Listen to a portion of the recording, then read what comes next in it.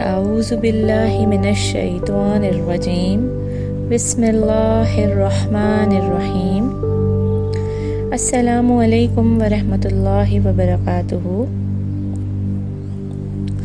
یہ حدیث صحیح مسلم سے لی گئی ہے۔ ربیعہ بن کعب رضی اللہ تعالی عنہ سے روایت ہے، میں رات میں آپ صلی اللہ علیہ وآلہ وسلم کے ساتھ رہا کرتا تھا۔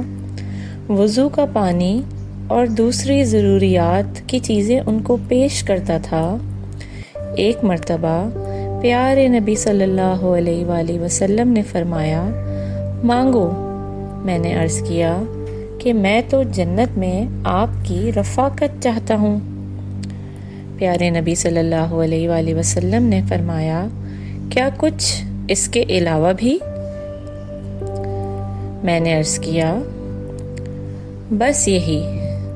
پیارے نبی صلی اللہ علیہ وآلہ وسلم نے فرمایا، تو بس تم میری مدد کرو اپنی ذات سے کثرت سجود کے ذریعے۔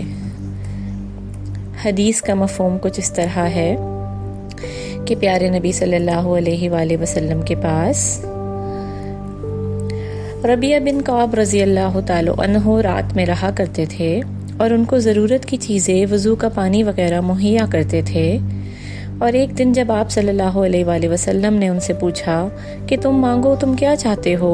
تو اس شخص نے کہا کہ میں آپ کی جنت میں رفاقت چاہتا ہوں، یعنی جنت میں بھی آپ کا اسی طرح ساتھ چاہتا ہوں۔